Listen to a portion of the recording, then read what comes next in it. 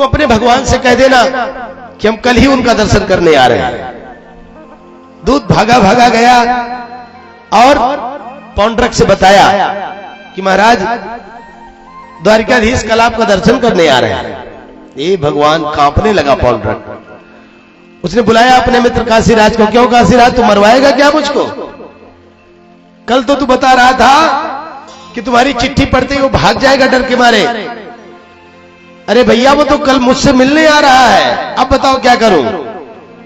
काशी नरेश ने कहा देखो भाई, जब ओरिजिनल बनना है तो कुछ न कुछ तो साहस करना पड़ेगा। हिम्मत मत हारो इतने जल्दी, आने दो।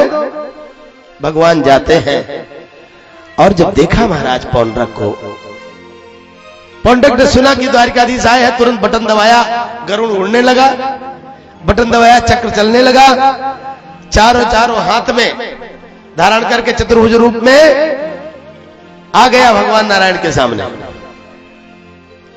अब देखो उद्धव जी ने कहा महाराज ये तो एकदम आप जैसा बन गया है।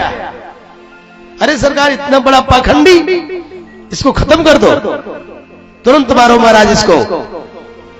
भगवान ने कहा उद्धव कैसे मारो इसको? अरे उद्धव ये मारने लायक कहां है, ये तो तारने लायक है उद्धव। तनिक विचार करो उद्धव, मेरे जैसा बनने के लिए मेरा कितना चिंतन किया होगा इसने, कितना चिंतन किया होगा इसने।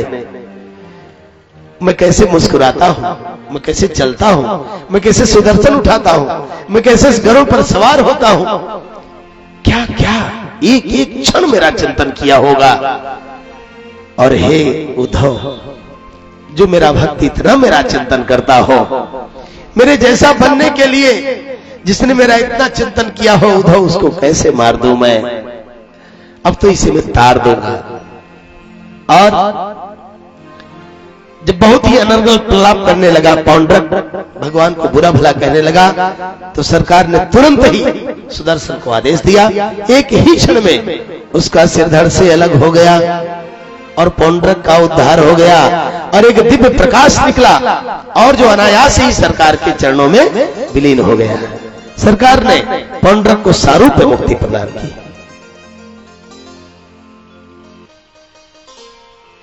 और वो काशीराज बढ़ावा दे रहा था बुराई को, सुदर्शन को आदेश दिया कि जाओ इसकी काशी को भस्म करो। सुदर्शन ने काशीराज सहित काशी को भस्म कर दिया और काशी नरेश पुत्र सुदक्षिण ने कृत्या को प्रकट किया भगवान को मारने के लिए। कृत्या को भी नष्ट किया सुदर्शन ने। और बंधुओं, उसी काशी को भगवान शंकर ने पुनः अपने प्रताप से अपने त्रिशूल पर बसाया है। इसीलिए आज भी तीनों लोकों के नियम काशी में लागू नहीं होते। काशीवासी ऐसा मानते हैं कि काशी महाकाल सरकार ने स्वयं बसाई है, इसीलिए वहां दिन और रात्रि का अंतर नहीं होता है। बोलो काशी विश्वनाथ भगवान की, काशी के कोतवाल की।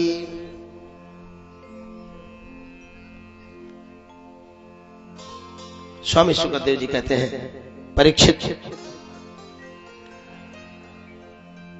समय बीतता गया। नारद जी ने देवर्षि महाराज परीक्षित जी ने स्वामी शुकदेव जी से कहा, महाराज ये भगवान श्री कृष्ण के पराक्रम के बीच बीच में दाऊ भैया के भाई चरित्र सुनाते रहा करिए। हाँ हाँ परीक्षित, एक बार की बात है परीक्षित, द्विविध नामक एक बंदर था जो रामावतार में सुग्रीव का सचिव हुआ करता था। परम बलशाली था। उसने दाऊ भैया का वरुण कलश तोड़ दिया। एक ही प्रहार से उस परम बलशाली द्विविध का वध कर दिया दाऊ भैया ने। और एक बार की बात है परीक्षित, दुर्योधन की बेटी लक्ष्मणा का स्वयंवर हो रहा था और उस स्वयंवर से भगवान के पुत्र जाम्बवती से जो सांब पैदा हुए थे, जाम्बवती से जो पुत्र पैदा हुआ था उसका नाम था सांब। सांब बड़ा सुंदर था। उसने दुर्योधन की बेटी लक्ष्मणा का उस स्वयंवर से हरण कर लिया। जब हरण कर लिया तो दुर्योधन ने शाम को पकड़ लिया और पकड़ करके बंदी गृह में डाल दिया। ये खबर जब दाऊ भैया को मिली तो सेना के साथ आए और दुर्योधन के हस्तिनापुर पर चढ़ाई कर दिया। ये खबर जताने के लिए कि जाओ दूतों दुर्योधन से कह दो कि तुम्हारे गुरुजी आए, क्योंकि दाऊ भैया दुर्योधन के गुरु थे। गदा युद्ध की कला दुर्योधन ने दाऊ भैया से ही सीखा था। इसीलिए पूरे महाभारत में महाराज भगवान श्री कृष्ण की श्रद्धा तो अर्जुन के साथ थी, लेकिन दाऊ भैया हमेशा दुर्योधन को बहुत मानते थे। जाओ बता दो कि तुम्हारे गुरुजी आए। दुर्योधन ने जब सुना कि गुरुजी आए हैं नगर के बाहर, दौड़ करके गया, बड़ा स्वागत सत्कार करने लगा। अपने गुरुजी को ले आया, सम्मान पूर्वक ठहराया अतिथि कक्ष में। कहिए गुरुदेव कैसे आना हुआ? दाऊ भैया ने कहा कि दुर्योधन, मेरे भतीजे शाम को तूने बंदी बना रखा है भाई, ये बता दुर्योधन उसमें क्या बुराई है? शाम सुंदर है, स्वरूपवान है, सुयोग्य है, तुम्हारी बेटी लक्ष्मणा की एकदम काबिल है। अरे दुर्योधन कितना अच्छा होता कि हम दोनों इसी बहाने रिश्तेदार हो जाएंगे। तुमको लक्ष्मणा का विवाह शाम से कर देना चाहिए। ए भैया, जैसे ही इतना कहा दाऊ भैया ने, दुर्योधन बिगड़ गया। उसने कहा, हे गुरुजी, एकदम जुबान ठीक करके बात कीजिएगा। आपने हमें गदा युद्ध सिखाया है, इसका मतलब ये नहीं है कि आप जो कहेंगे मैं वही मान लूंगा। आप विचार तो करें, क्या कह रहे हैं आप? अरे आप ग्वाले हो, चरवाहे हो, हम राजा महाराजा, हमारी आपकी रिश्तेदारी कैसे हो सकती है? ये भगवान, इतना कहा। अब दाऊ भैया को कोई इतना कहे और जिंदा रहे? तुरंत ही महाराज उठाया मुसल दाऊ भैया ने, और जैसे ही प्रहार के लिए तैयार हुए, सारे कुरुवंशी हाथ जोड़कर खड़े हो गए।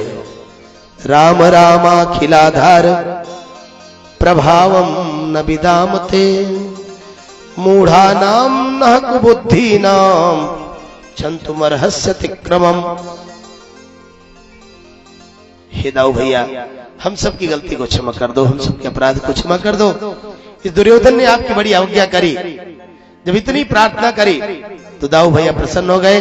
अंत में दुर्योधन अपनी पुत्री लक्ष्मणा का विवाह शाम के साथ कर देता है। स्वामी सुखदेव जी कहते हैं, परीक्षित आज भी हस्तिनापुर गंगा जी की तरफ झुका हुआ है, क्योंकि जब मूसल को पटका उन्होंने तो हस्तिनापुर पूरा टेढ़ा हो गया। बोलो बलराम भगवान की जय हो। नारद जी भगवान का रहन सहन देखने आते हैं। परमात्मा बड़े सुखपूर्वक अपने परिवार के साथ रहते हैं। एक दिन की बात है, सुधर्मा सभा में भगवान विराजमान है द्वारिकापुरी में। एक दूत आता है और एक चिट्ठी देता है। भगवान ने कहा, दूत बताओ क्या संदेश लाए हो, क्या लिखा है इस चिट्ठी में? उसने कहा, सरकार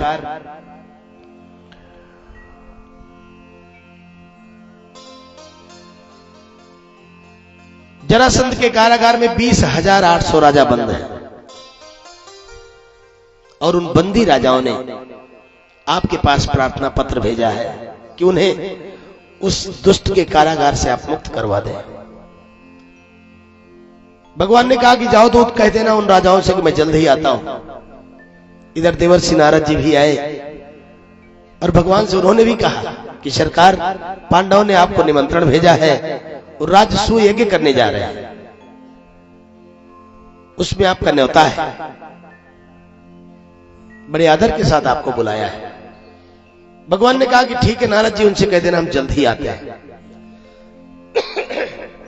नारद जी भी चले गए।